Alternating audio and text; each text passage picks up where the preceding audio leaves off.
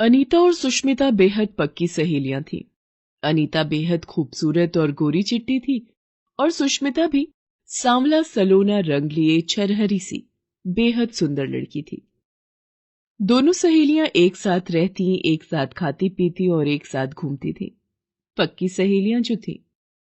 सुष्मिता को अनीता की दोस्ती पर बहुत नाज था। दोनों को इंतजार था तो बस अपनी अपनी शादियों का। एक दिन, अरे अनीता, मम्मी पापा आ रहे हैं मेरे लिए लड़का देखने। अरे वाह, ये तो बहुत अच्छी बात है। जल्दी से हम दोनों की शादी हो जाए बस। दूसरे दिन सुष्मिता के मम्मी पापा आ जाते हैं और तीनों तैयार होकर लड़के वाले से मिलने चले जाते हैं। लड़का बेहद हैंडसम और गोरा चिट्टा था। सांवली सलोनी सुष्मिता को लड़का पसंद आ जाता है और लड़के के घर वालों को भी सुष्मिता पसंद आ जाती है। ले अनीता, मिठाई खा, मेरी शादी पक्की हो गई है। अरे वाह, मैं तो बहुत खुश हूं, लेकिन तू मुझे छोड़कर चली जाएगी मेरी सहेली। मैं कैसे रहूंगी तेरे बिना? सुष्मिता अनीता को गले लगा लेती है और कहती है, अरे पगली, मैं तो इसी शहर में रहूंगी अपने पति के साथ। तेरा जब दिल करे मुझसे मिलने आ जाना। और सुष्मिता की शादी की तारीख जल्द ही नजदीक आ जाती है।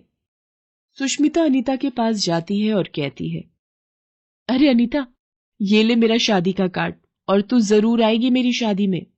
हाँ हाँ मेरी प्यारी बहन, मैं जरूर आऊंगी। शादी के दिन अनीता सुष्मिता के घर पहले ही पहुंच जाती है और अपनी सहेली को अपने हाथों से तैयार करती है। जब अनीता सुष्मिता को जयमाल के लिए स्टेज पर लेकर पहुंचती है तो वहां गोरे चिट्टे दूल्हे को देखकर अनीता के मन में ख्याल आने लगते हैं। हाय, कितना गोरा और सुंदर लड़का है, इसे तो मेरा पति होना चाहिए था।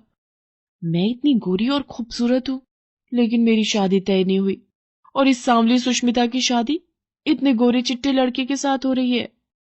और अनीता मन ही मन सुष्मिता से जलने लगती है। खुद को संभालते हुए अनीता, अरे जीजा जी, मेरी सहेली के गले में वरमाला तो डालिए। लड़का सुष्मिता के गले में वरमाला डालता है। उसके बाद सुष्मिता लड़के के गले में वरमाला डालती है। उसके बाद शादी की रस्में पूरी की जाती हैं। शादी के बाद एक दिन सुष्मिता अनीता के बारे में अपने पति को बताती है और अपनी सहेली से मिलने की इच्छा जताती है। जी सुनिए। हाँ हाँ बोलो, क्या बात है? जी, वो मुझे मेरी सहेली सुष्मिता की बहुत याद आ रही है। मेरा उससे मिलने का बहुत मन हो रहा है। अनीता की ईर्ष्या और जलन से अनजान सुष्मिता उसे फोन करती है। ट्रिन ट्रिन घंटी बजती है। हाय सुष्मिता, कैसी है तू? मैं तो बहुत अच्छी हूँ बहन, तेरी बहुत याद आ रही है। आज तू आजा मेरे घर डिनर पर। मैं तुझे अपने पति से मिलवाऊंगी और हम लोग ढेर सारी बातें करेंगे, खाना खाएंगे और खूब एंजॉय करेंगे। हाँ हाँ, क्यों नहीं, मैं भी तुझसे मिलने के लिए बेकरार हूँ। जरा देखो तो शादी के बाद कितनी बदली है मेरी सहेली। और जीजू से भी तो मिलना है। शाम को अनीता सुष्मिता के घर पहुंचती है। घंटी बजाती है। सुष्मिता का पति दरवाजा खोलता है, अनीता को बिठाता है। सुष्मिता उस समय किचन में खाना बना रही थी। अनीता मन में सोचती है, यही वक्त है पासा फेंकने का। और और जीजू, मेरी सांवली सी सहेली आपको कैसे भाग गई? आप खुद तो इतने गोरे चिट्टे हो, हैंडसम हो। सुष्मिता को तो जैसे खजाना ही मिल गया। आपको तो अपने जैसी लड़की से शादी करनी चाहिए। शहर के बीच बो दिए। और फिर इतना कहते हुए हंसते हुए अनीता किचन में सुष्मिता के पास चली जाती है। वहीं सुष्मिता से कहती है, अरे मेरी प्यारी सहेली, अकेले ही सारा काम कर रही है। जीजू सिर्फ देखने के लिए है खूबसूरत, तेरी कोई मदद नहीं करते घर के काम में। उन्हें बड़ा घमंड है अपनी खूबसूरती का। सुष्मिता, वो आदमी तेरे लायक नहीं है।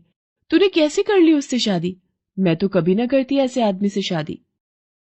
यहां भी जहर के बीज बो दिए। इतना कहते हुए अनीता ड्राइंग रूम में जाती है और बैठ जाती है।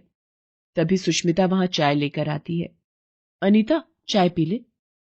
और अनीता पति को भी वहां चाय पीने के लिए बुलाती है। तीनों चाय पीते हैं।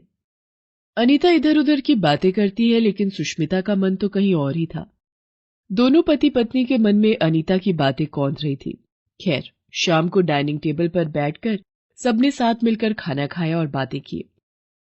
इधर अनीता मन ही मन मुस्कुरा रही थी और सुष्मिता के पति से खुद की शादी के सपने देख रही थी।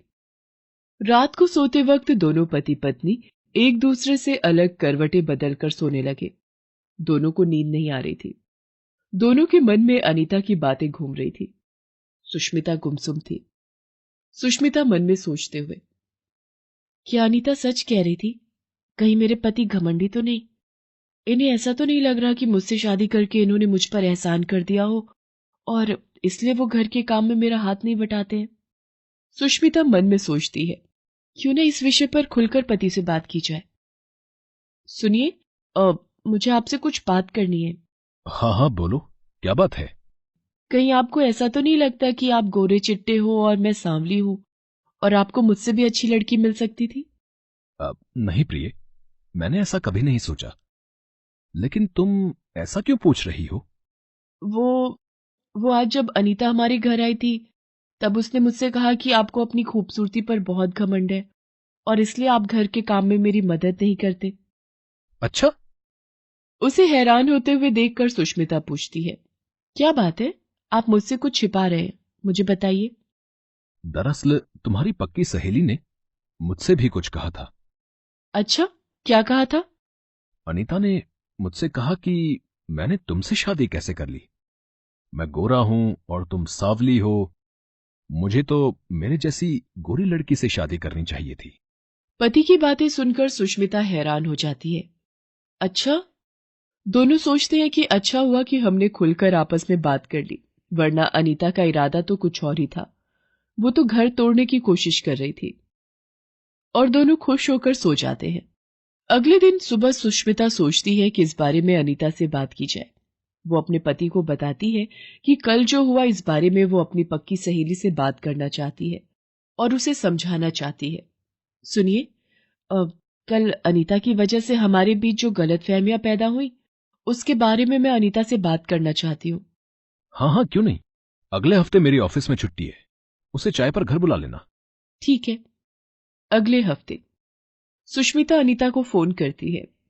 हेलो, हाय अनीता, कैसी है तू? मैं ठीक हूं, और तू बता कैसी कट रही है? पति पत्नी के बीच में अनबन जरूर हुई होगी। सुन, आज इनके ऑफिस में छुट्टी है, तू शाम को घर आ जा, तीनों साथ बैठकर चाय पियेंगे। ओके। अनीता शाम को सुष्मिता के घर आती है। दरवाजे की घंटी बजती है। सुष्मिता दरवाजा खोलती है। दोनों सहेलियां गले मिलती हैं और ड्राइंग रूम में बैठती हैं। थोड़ी देर के बाद सुष्मिता का पति चाय नाश्ता लेकर आता है। चाय, गरम गरम चाय। और तीनों हंसने लगते हैं। सुष्मिता का पति अनीता को चाय नाश्ता सर्व करता है। ये देखकर अनीता हैरान हो जाती है। अरे जीजू, आपको चाय बनानी आती है? अरे मेरी मैडम ने मुझे घर के सारे काम सिखा दिए हैं और मैं तो इनका गुलाम हूं। ये जो कहती हैं मैं वो सारे काम करता हूं। हाँ। आखिर होम मिनिस्ट्री इनके ही हाथों में है ना। अनीता जल भुन जाती है। इतने में सुष्मिता का पति फिर कहता है, और इनके सांवले रंग ने तो मेरा दिल ही लूट लिया। इनकी खूबसूरती के आगे मेरा गोरा रंग फीका पड़ गया है। सुष्मिता की सुंदरता ने मुझे गुलाम बनने पर मजबूर कर दिया है। दरअसल सुष्मिता चेहरे से ज्यादा मन से सुंदर है और मन की सुंदरता से बढ़कर और कुछ भी नहीं होता। अनीता अब शर्म के मारे पानी पानी हो जाती है और अपने किए पर बहुत शर्मिंदा भी हो जाती है। अनीता दोनों से माफी मांगते हुए कहती है, मुझे माफ कर दो सुष्मिता और जीजू, मैं ईर्ष्या में अपना आपा खो बैठी। दरअसल हम दोनों ही शादी का इंतजार कर रहे थे, लेकिन सुष्मिता की शादी हो गई और मेरी शादी नहीं हुई, इसलिए मैं परेशान हो गई थी। इतने में सुष्मिता का पति कहता है, अरे बस इतनी सी बात, मैं करवाऊंगा तुम्हारी शादी, और वो भी बहुत ही अच्छे लड़के से। सुष्मिता का पति फिर कहता है, दरअसल हमारी शादी में मेरा बचपन का दोस्त विकास आया था और उसको तुम बहुत पसंद आई थी। मैं उसके घर वालों से तुम दोनों की शादी की बात करता हूं। अगले दिन सुष्मिता और उसका पति दोनों विकास के घर जाते हैं और विकास के पापा मम्मी से विकास और अनीता की शादी की बात करते हैं।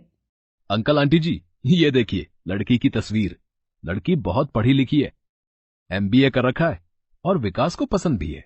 विकास भी अनीता की तस्वीर देखकर बहुत खुश हो जाता है। फिर अनीता के मम्मी पापा भी विकास के मम्मी पापा से मिलते हैं और शादी के लिए राजी हो जाते हैं। अनीता बहुत खुश थी।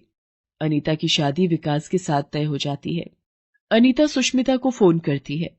हेलो हेलो माय डार्लिंग, मैं तेरे घर आ रही हूँ शादी का कार्ड देने। शाम को सुष्मिता की डोरबेल बजती है। सुष्मिता दरवाजा खोलती है तो सामने अनीता खड़ी होती है। अनीता खुशी के मारे सुष्मिता को गले लगा लेती है।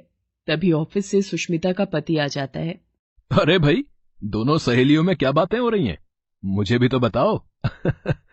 जीजू, आप दोनों का बहुत बहुत शुक्रिया। मैं भटक गई थी, अपनी ही पक्की सहेली से जलने लगी थी।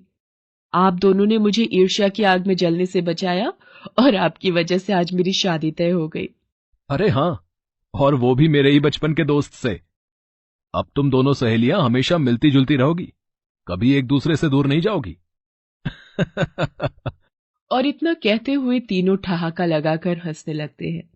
अनीता की आंखों में खुशी के आंसू आ जाते हैं, जिन्हें सुष्मिता अपने हाथों से पोंछती है और उसे अपने गले लगा लेती है और कहती है, अरे पगली, भटके हुए को रास्ते में लाना ही तो सच्ची दोस्ती है। और तीनों हंसने लगते हैं।